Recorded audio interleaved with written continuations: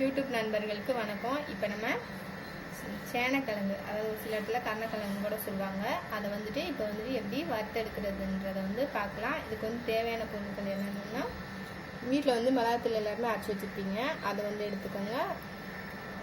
வந்து கொஞ்சம் போல் ஒரு 1/4 கிலோவுக்கும் கம்மியாகவே வந்து கிழங்கு வெட்டி வச்சுருக்கேன். இப்போ வந்துட்டு புளி எடுத்துக்கோங்க, தேவையான அளவு உப்பு எடுத்துக்கோங்க, எண்ணெய் வறுத்து எடுக்கிறதுக்கு தேவையான அளவு எடுத்துக்கோங்க. இப்போ வந்துட்டு இந்த கிழங்கை வந்துட்டு நம்ம வந்து அவிச்சு எடுத்துக்கலாம். வாங்க பாருங்கள் ஃப்ரெண்ட்ஸ், நல்லா கொதிக்கிற தண்ணியில் வந்து நான் வந்து போட்டிருக்கேன். போட்டு ஒரு 3 நிமிஷம் ஆனதும் வடித்து எடுத்துக்கலாம். ரொம்ப ஹையில் வைக்கணும், இதெல்லாம் கொஞ்சம் மீடியமாக வச்சுக்கோங்க.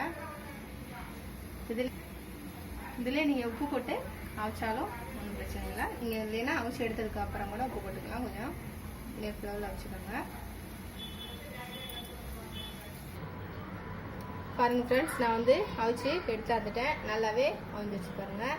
இதில் வந்துட்டு இப்போ நான் வந்து மிளகாத்தூள் உங்களுக்கு எவ்வளோ தேவையோ காரம் அதுக்கேற்ற மாதிரி கூட போட்டுக்கோங்க.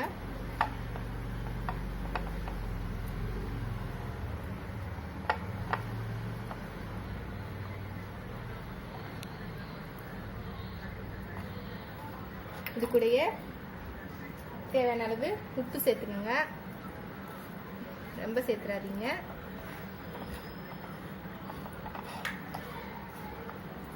இது கூடயே நம்ம புளி ரொம்ப சேர்த்துடக்கூடாது, புளியும் உங்களுக்கு தேவையான எவ்வளோ தேவையோ அதுக்கேற்ற மாதிரி சேர்த்துக்கோங்க.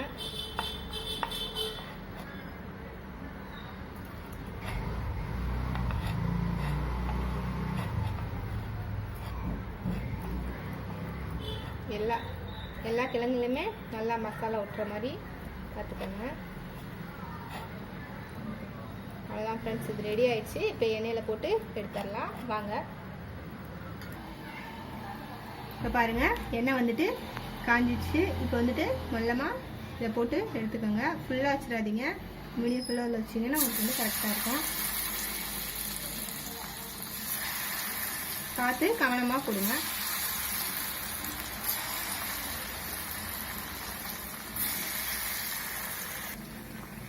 பாருங்கள் ஃப்ரெண்ட்ஸ், நான் வந்து போட்டேன். மீடியம் ஃப்ளேவரில் வச்சுட்டு நீங்கள் வந்துட்டு இப்படி திருப்பி விட்டுக்கோங்க. ரொம்ப ஃபுல்லாக வச்சிங்கன்னா கருகி போயிடும். பாருங்கள் ஃப்ரெண்ட்ஸ், ரெடி ஆயிடுச்சு. நான் எல்லாமே எண்ணெய் நிறைய ஊற்றுனதுனால வந்துட்டு நான் வந்து எல்லாமே ஒரே இதாகவே நான் போட்டேன். நீங்கள் எண்ணெய் கம்மியாக வச்சு கூட கொஞ்சம் கொஞ்சமாக போட்டு கூட எடுக்கலாம்.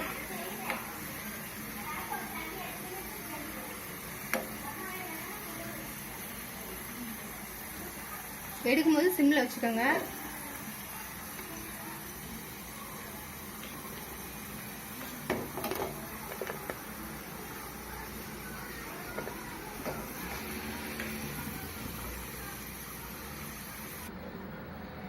பாருங்கள் ஃப்ரெண்ட்ஸ், ரெடி ஆயிடுச்சு. இது வந்துட்டு நீங்கள் தக்காளி சாதம், லெமன் சாதம் இந்த மாதிரி வந்து சாதத்துக்கு வந்து நீங்கள் வந்து சாப்பிட்டீங்கன்னா ரொம்பவே நல்லாயிருக்கும்.